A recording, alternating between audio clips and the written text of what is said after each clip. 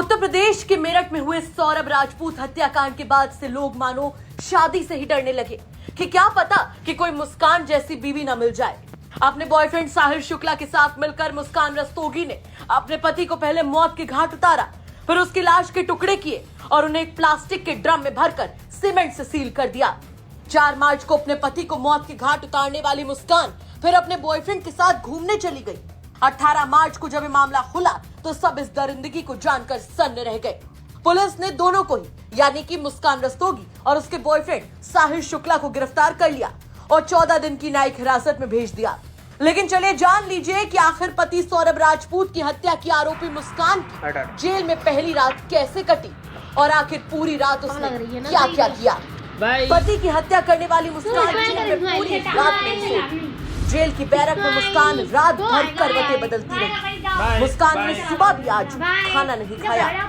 Jail अधिकारियों से मुस्कान ने कहा कि मुझे अपने किए पर पछतावा हो रहा है। आपको बता दें कि मेरठ में अपने पति और पूर्व मर्चेंट नेवी अफसर सौरभ राजपूत की निर्मम हत्या करने वाली आरोपी मुस्कान की जेल में पहली रात बेचैनी में कटी। वो रात भर सो नहीं सकी और खाना भी नहीं खाया। बैरक में कभी इधर से उधर टहलती तो कभी उठकर बैठ जाती। मुस्कान और साहिल दोनों को अलग अलग बैरकों में रखा गया।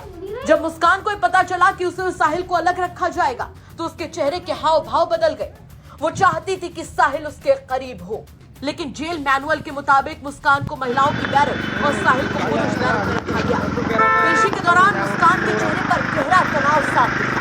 जब पुलिस उसे और साहिल को मीडिया के सामने लाई तब उसकी मांग में सिंदूर नजर आया। मीडिया ने जब उससे पूछा कि सिंदूर किसके नाम का, तो पहले घूरने लगी, लेकिन फिर उसने नजरें झुका ली और कोई जवाब नहीं दिया। हालांकि कोर्ट में पेशी के दौरान बाहर खड़े वकीलों ने भी दोनों को घेर लिया और जमकर पिटाई भी की। साहिल के बाल खींचे गए, कपड़े तक फाड़ दिए गए थे। पुलिस ने बड़ी मुश्किल से दोनों को भीड़ से बचाकर कोर्ट रूम तक पहुंचाया था, जिसके बाद मुस्कान की दहशत और ज्यादा बढ़ गई है। अब भले ही मुस्कान कह रही हो कि उसे उसके किए पर पछतावा है, लेकिन सौरभ राजपूत अब इस दुनिया में नहीं रहा। क्या होगा उस बेटी का जब उसे पता चलेगा कि उसके पिता को फिलहाल देखना होगा कि अब इस मामले में आगे और क्या कुछ निकल कर सामने आता है। मेरठ से उस्मान चौधरी की रिपोर्ट, यूपी तक।